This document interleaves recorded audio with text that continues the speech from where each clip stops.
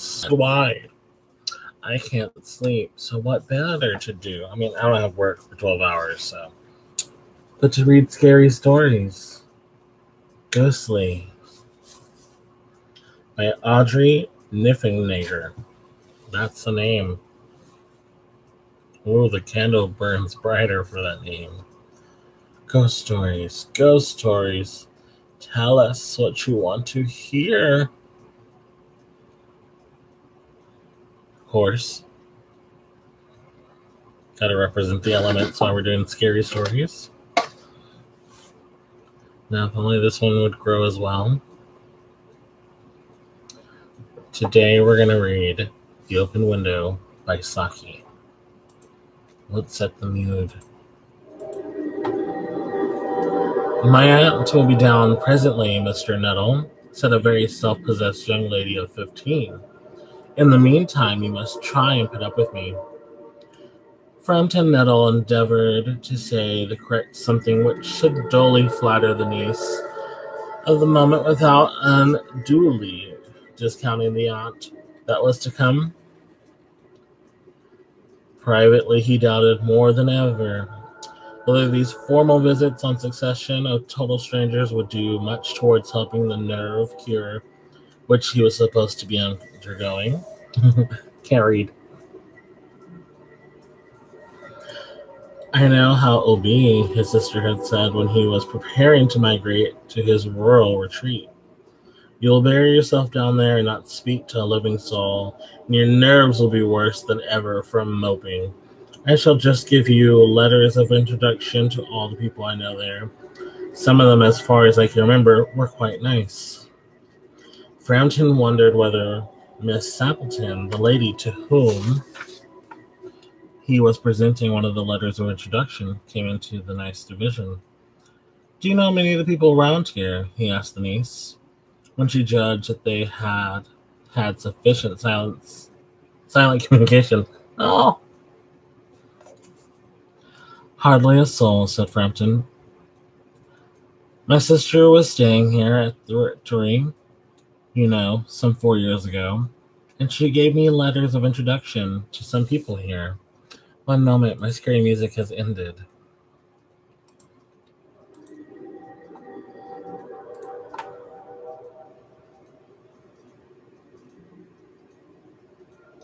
He made the last statement in a tone of distinct regret.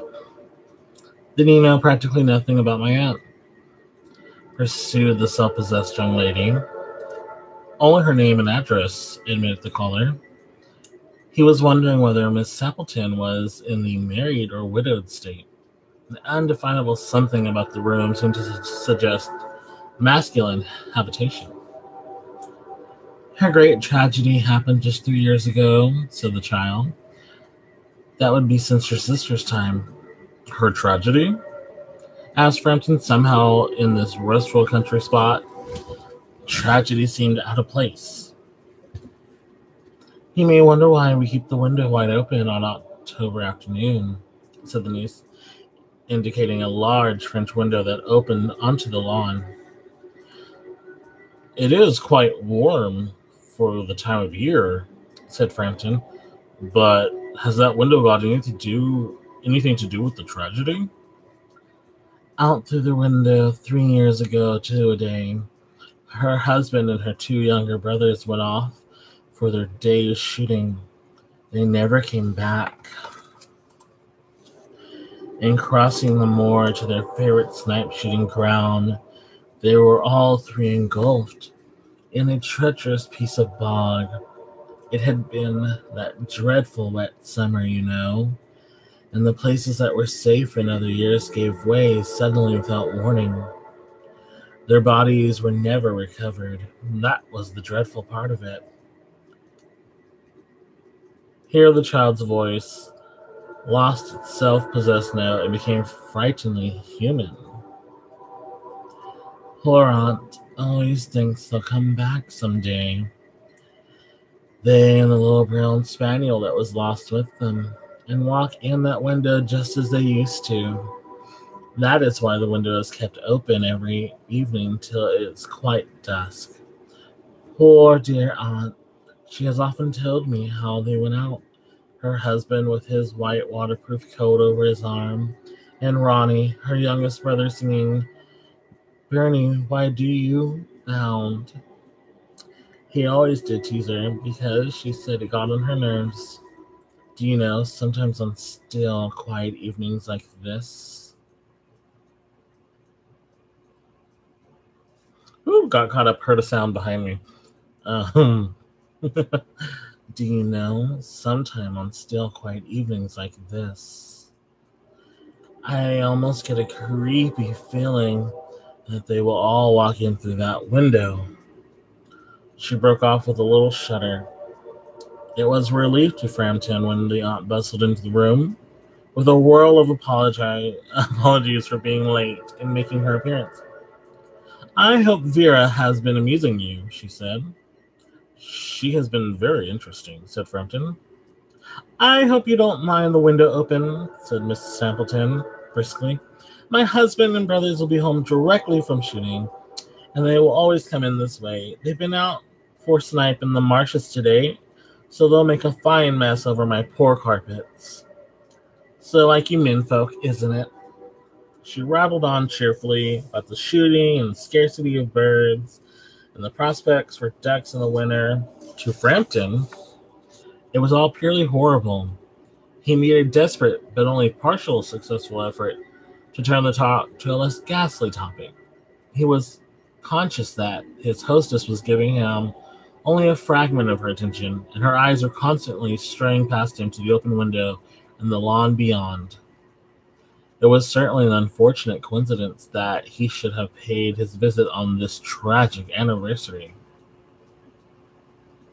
The doctors agree in ordering me complete rest, an absence of mental excitement, an avoidance of anything in the nature of violent physical exercise, announced Frampton, who labored under the tolerably widespread delusion that total strangers and chance acquaintances are hungry for the least detail of one's ailments and infirmities, their cause and cure. On the matter of diet, they are not so much in agreement, he continued. No, said Miss Stapleton in a voice which only replaced a yawn in the last moment. And she suddenly brightened into alert attention, but not to what Frampton was saying. Here they are at last, just in time for tea. Don't they look as if they were muddied up to the eye? Frampton shivered slightly and turned towards the niece with a look intended to convey sympathetic comprehension. The child was staring through the open window with dazed horror in her eyes. In a chill shock of nameless fear, Frampton swung around in his seat and looked in the same direction. In the deepening twilight, three figures walked across the lawn towards the window. They all carried guns under their arms, and one of them was additionally burdened with a white coat hung over his shoulders. A tired brown spaniel close at their heel. Noiseless, they neared the house, and then a hoarse young voice chanted out of the dark, I said, Bernie, why do you bound? Frampton grabbed wildly at his stick and hat. The hall door, the gravel drive, and the front gate were dimly noted stages in his headlong retreat. A cyclist coming along the road had to turn into the hedge to avoid imminent collision. Here we are, my dear, said the bearer of the white mackintosh, coming through the window. Fairly muddy, but most of it's dry. Who was that who bolted as we came up? A most extraordinary man, Mr. Nettle, said Miss Stapleton. Could only talk about his illness and dashed off without a word of goodbye or apology when he arrived. One would think he'd seen a ghost. I expect it was the spaniel. Oh, sorry, wrong words. I expect it was the spaniel, said the niece calmly. He told me he had a horror of dogs.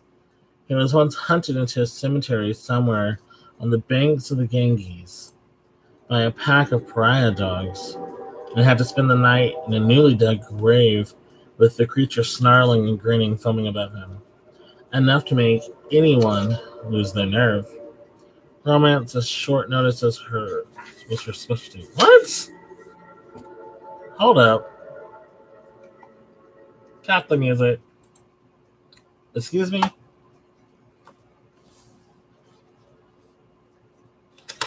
So are they not really dead? Was the niece just being a little twat?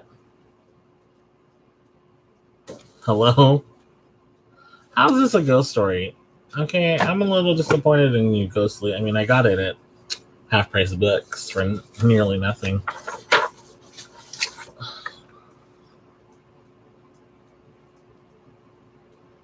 Okay, well, Audrey Niffenegger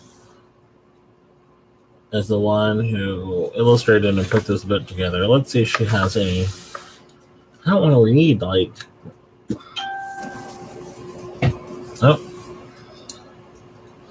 Gotta check the Facebook.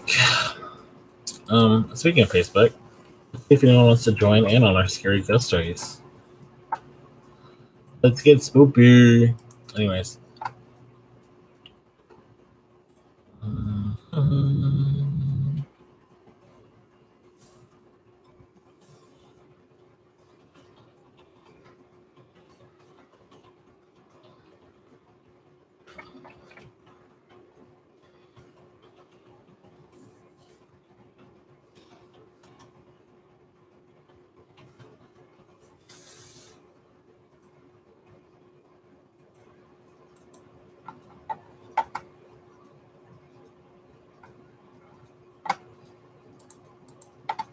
All right, I'm back.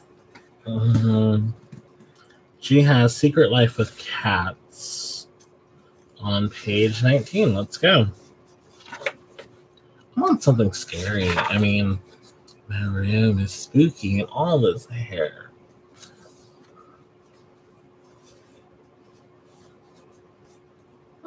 Audrey Niffenegger was born here in America in 1963.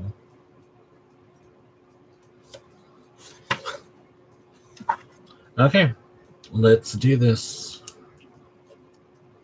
Over the years, I have adopted 5 cats, though I've never had more than 2 at once.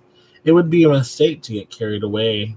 I wrote this story after spending a little time hanging out at a cat shelter, eavesdropping on the volunteers while trying to choose a cat. I had recently lost a close friend. I did not know why then, and still don't. She simply stopped speaking to me. And my favorite cat had just died, so the story was prompted by absence. They are all resemblance to reality ends, thank goodness. Secret Life with Cats by Audrey Niffenegger. I don't know why Ruth left me her house with all its attendant complications. Perhaps she sensed that I longed for change, for an adventure. Perhaps she pitied me. Maybe she knew what I would do with such a gift, though I did not know myself. You might think that I was an unlikely heiress. I was 42 years old, married, with no kids. My husband Jim was older than me. He was a real estate agent and spent his days stalking through other people's homes, extolling their bathrooms and evaluating their roofs. Houses meant money to Jim.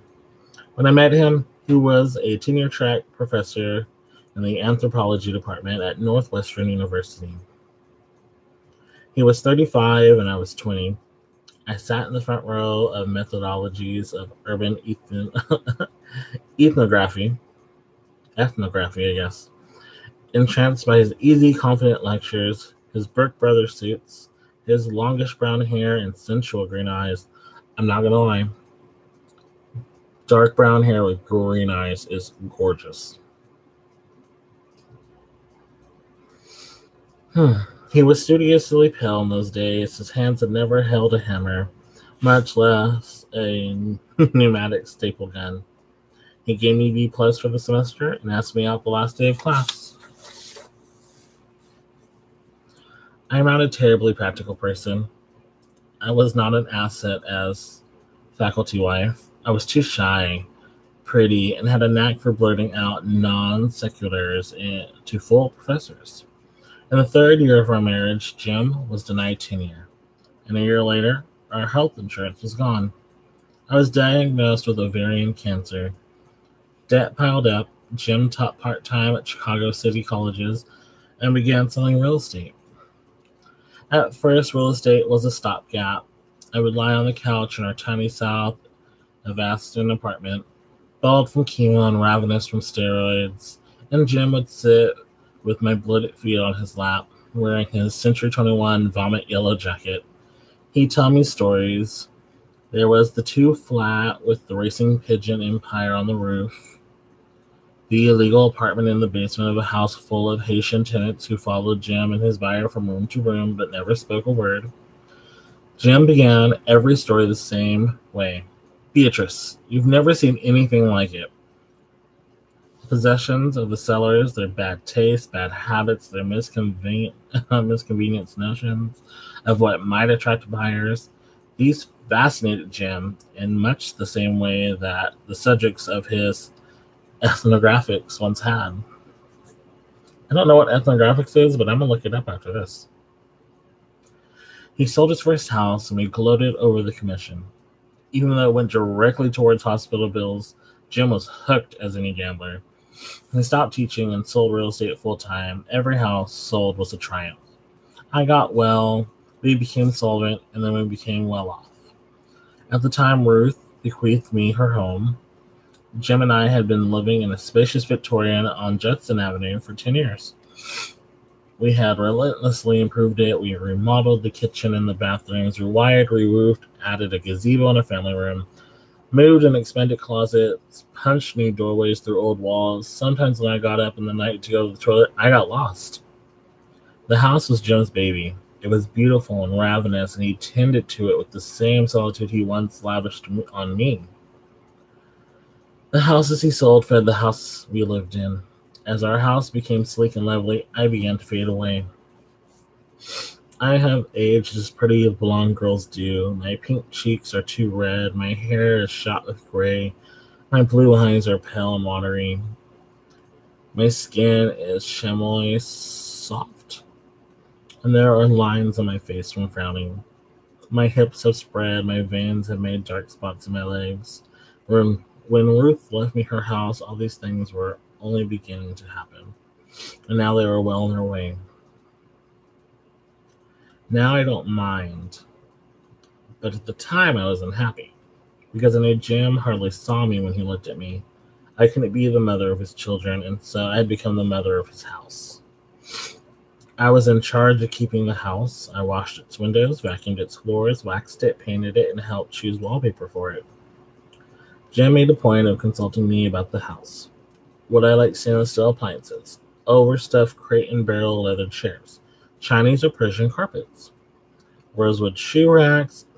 I didn't really care, and I noticed that Jim tended to wind up doing whatever he wanted anyways. I kept it all clean. Then we hired a cleaning service. I didn't even do that anymore.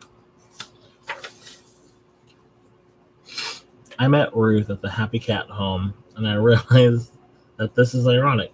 Jim, who is allergic to cats, and I began to volunteer at the no-kill shelter in Rogers Park, just as something alive to care for.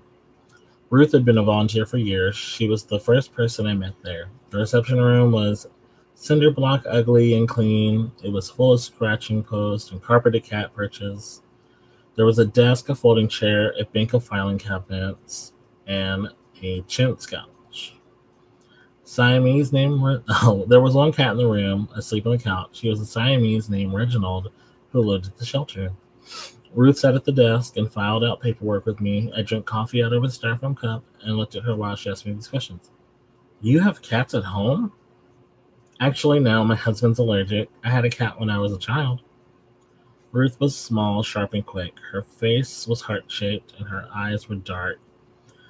She seemed to me like a silent movie starlet who had become careless with her looks. She must have been in her 70s then, and her clothes often sported safety pins. Her shoes were always on the verge of splitting from the soles, and there were usually stains on her sleeves. She always had a cup of coffee in hand. She drank it almost white, more milk than coffee. Rose had an educated voice. If I closed my eyes while she was talking, I could swear I was listening to NPR. What days can you come in? Any days. I'm a housewife. Did I imagine it, or did Ruth wince when I called myself a housewife? Well, you can work as many hours as you want. We're chronologically short of volunteers. What will I be doing? Feeding, scooping out litter pans, running the cats to the vet if you drive, show them to people, try to find them homes. And of course, there's the socializing, playing with them, and petting with them. That's the fun part. I smiled back, and perhaps it was then that we became friends. I never had many friends, and I didn't have siblings either. I was so quiet as a girl that other children tended to forget I was there. I liked to lie on my bed and read, or play odd little games with dolls, or watch TV. I had a best friend in high school, but then her family moved to Maryland. In college, my few friends seemed to melt away when I started dating Jim, so I was a little intoxicated by Ruth. It wasn't that she said so much as how she was. She was confident, but she listened. She was compelling. Oh, I'm afraid I'm not doing such a good job of conjuring her up for you. She was like an older sister to me, a clever sister. It was as though we somehow shared a past, which there was no need to speak of, about which too much had already been said, even though we'd never talked about it before. Ruth had a preternatural ability to divine the desires of cats and to command them. They flocked to her and deferred to her. They loved her, and so did I. Ruth could feed liquid medicines to cats with a spoon. She would hold it out to a sickled cat and coo, "Drink up, sweetie." The cat would make a face and lap the nasty stuff up like a child. Once we had an orange Tom named Lump who was dying of kidney failure. He hung on and on. Finally, the staff decided it was time to put him down. I was getting ready to drive him to the vet when Ruth came in. She sat down next to the panting cat and whispered in his ear. Lump dragged himself onto her lap, closed his eyes, and died. What did you say to him? It's private. That's all she said. My own relationship with the cats was more difficult. I was a little frightened of them. I tried not to let Ruth see this, but of course she knew. If a cat hissed at me, I froze. When two cats fought, I'd let them stand helplessly by. Ruth would snap her fingers, and the combatants would slink apart apologetically. The other volunteers sprayed them with squirt guns. I slowly developed a rapport with certain cats. My favorites were Lucky, an earless, balding thing who loved to sit in my lap for hours. Madge, a tortoise shell who was a bit everyone but me. And Elvis, a fat blonde cat who followed me everywhere and enjoyed chewing on my wristband watch. Wrist watch band. Huh. It's a little bit of that hidden dyslexia, guys. I love the kittens, but everyone loves kittens. They never stayed around long enough to be memorable. Ruth and I would sit in the lunchroom and play cards, each with a cat on our lap and more curled around our ankles. We played simple games like hearts and crazy eights. Ruth never told me anything about her life outside the shelter, and I didn't talk about jam or real estate or our house. One Monday morning, I came into work with a black eye. What happened? I walked into a door. That was the truth. I had gotten up in the middle of the night, thirsty and sleep-fuddled, and had collided with one of the recently relocated doors in my search for the bathroom. I could see Ruth was drawing her own conclusions. No, really, I do that a lot. Ruth now looked extremely skeptical. You don't do it here? Yes, well, my husband isn't remodeling a happy cat home. He has an insatiable urge to make closets where no closets were before. That was all we said about it. I admit that I felt a little glamorous. Without doing a thing, Jim had incurred Ruth's dislike. No one else at the shelter asked me about the black eye. I imagine Ruth telling them my closet story, which was not even a story, but actually true. That night, Jim came home with steaks. I went on top of my eye for a while to please him, and then we ate them. I mean, I'm enjoying the story, but come on.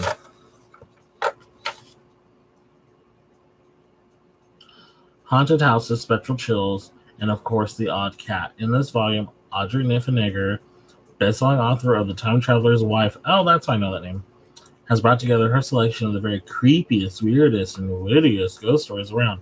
Where is this a ghost story? How is this creepy? How? I mean, it's witty, but come on.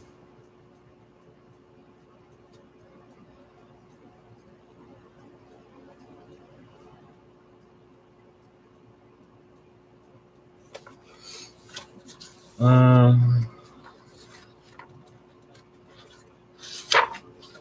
we're gonna leave it there, guys. Page 27.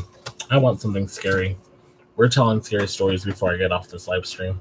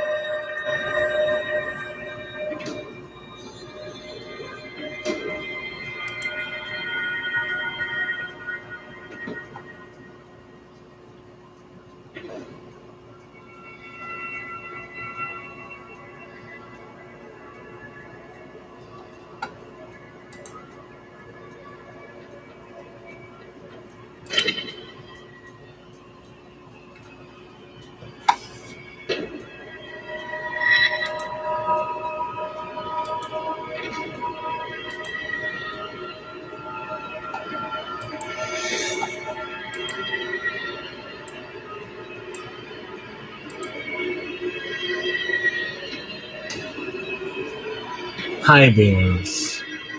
High Beams is a scary story about a young woman who goes out for drinks with her friend one night and decides to drive home on her own. The version of the story appeared in the book Scary Stories to Tell in the Dark. This is ruining my lighting.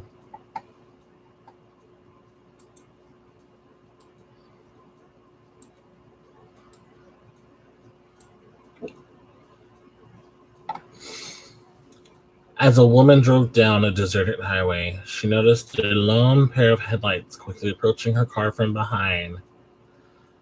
When the car came closer, she noticed that it was going to overtake her. The car drew up beside her, but then the driver suddenly swerved back behind her. She started getting nervous and kept an eye on the strange car in her rearview mirror.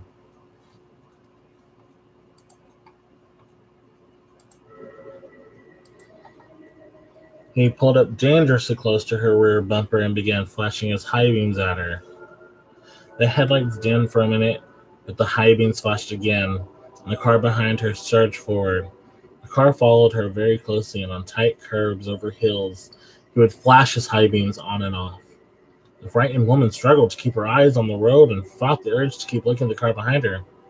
Finally, she approached her exit, but the car continued to follow, flashing the high beams again and again. The terrified woman took out her mobile phone and dialed 911. When the operator answered, the woman screamed to the phone, "The car's following me. He keeps tailgating and he's blinking his lights at me." The woman gave her address, and in a few minutes she saw red and blue lights of a police car in the distance. She breathed a sigh of relief as she pulled into her driveway. But suddenly the strange car pulled into the driveway behind her, blinking its lights on and off like a maniac. The police car screeched to a halt on the woman's front yard, and two police officers jumped out, their guns drawn. They pulled the man out of the strange car and forced him to lie flat on the lawn. They handcuffed him as he screamed, "There's someone in the car! There's someone in the car!" The police suddenly pointed their gun in the woman's direction and fired. The woman screamed, but as she turned around, she saw a bloody corpse of a murderer fall out of her back seat. There was a large butcher knife still collapsed in his cold, dead hand. The police searched her back seat and found duct tape, a blindfold, and a pair of handcuffs lying there. The woman realized the man in the strange car had been trying to save her. When the police released him, he explained that as he pulled up behind her, his headlights lit up her back seat. He'd seen a man with a butcher knife rising up behind her. Just as the madman was about to stab her, he flashed his high beams and the figure crouched back down. "I flashed my high beams every time I saw him raise the knife," he said. That's scary, you know?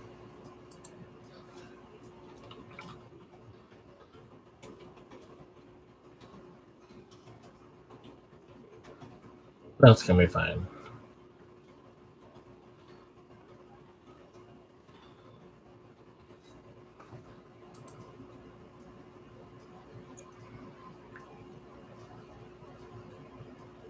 Ooh, apparently 67 true scary stories to tell in the dark.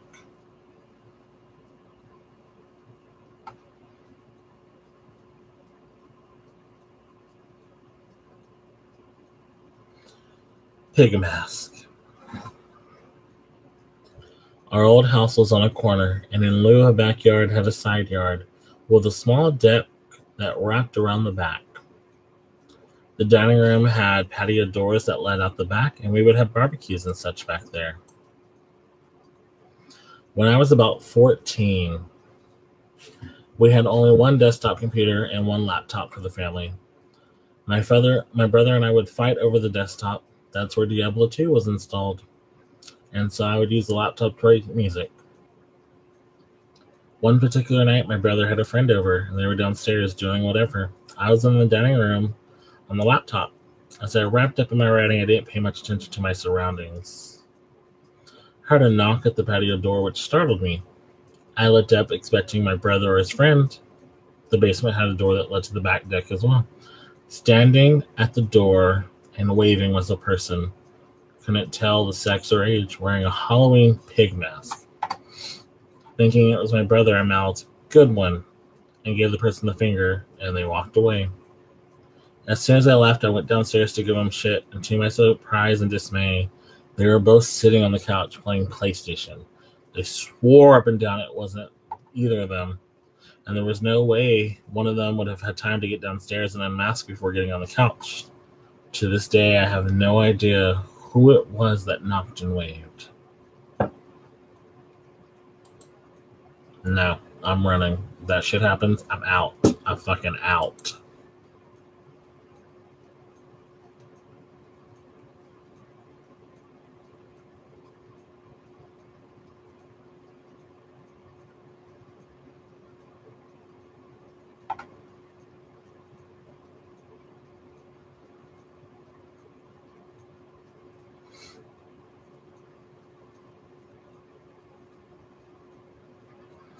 Oh, this one was the scary one when I was little. The statue in the corner. So-and-so's friend, a girl in her teens, is babysitting for a family in the Newport Beach. The family is wealthy and has a very large house. You know the sort. The ridiculous amount of rooms. Anyways, the parents are going out for late dinner and movie. The father tells the babysitter that once the children are in bed, she should go into this specific room. He doesn't really want her wandering around the house and watch TV there. The parents take off, and soon she gets the kids into bed, goes into the room, and watches TV. She tries watching TV, but she's disturbed by a clown statue in the corner of the room. She tries to ignore it for as long as possible. It starts freaking her out so much that she can't handle it. She resorts to calling the father and asks, "Hey, the kids are in bed, but is it okay if I switch rooms? This clown statue is really creeping me out." The father says, "Seriously, get the kids, go next door, and call 911. She asks, "What's going on?" "Just go next door. Once you call the police, call me back." She gets the kids, goes next door, and calls the police. When the police are on their way, she calls the father back and says, "Okay, so really what's going on? We don't have a clown statue." He further explains the children have been complaining about a clown watching them as they sleep. He and his wife had just blown it off, assuming they were having nightmares.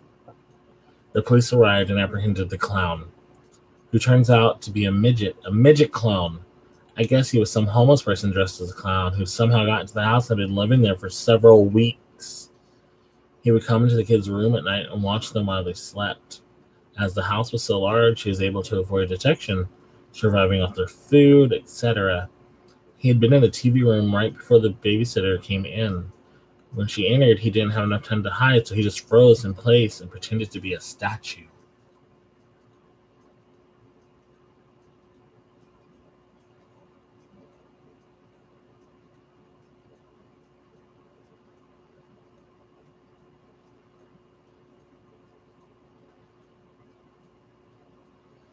Oh, this is an updated version of an old story. Oh, let's focus.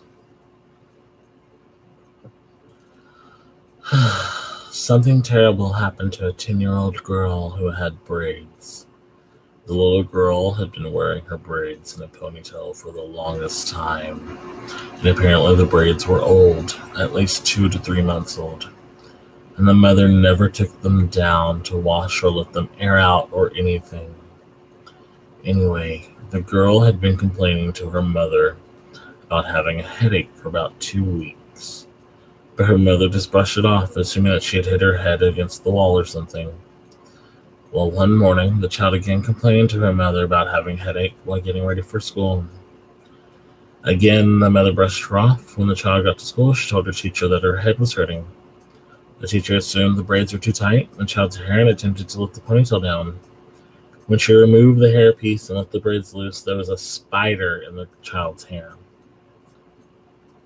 The spider had laid eggs in the child's hair, and the spiders were eating her scalp. She was rushed to the hospital, where she later died. This happened in Monroe, Louisiana. It was all over the news and papers for weeks. So please don't leave braids of any kind or extensions in your children's hair your own no more than 2 weeks. Okay, I'm calling bullshit. This is a story from Scary Stories to Tell in the Dark, which has been passed down probably for decades. It wasn't with a girl with braids. It was back when the beehive was a hairstyle.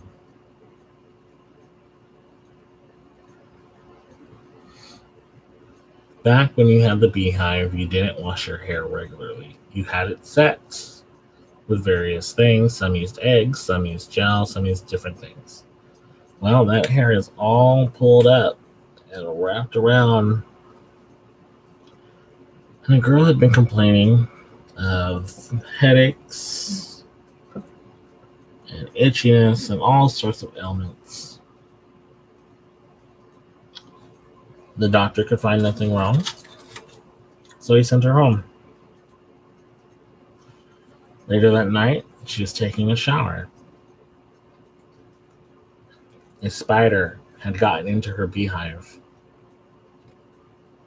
and laid eggs, and as she was washing her hair, it felt it was under attack and started to bite ferociously. The girl bled and died in the shower.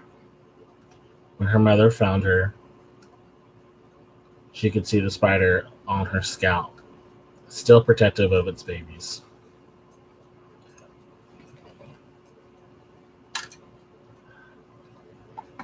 Well, I hope you enjoyed story time.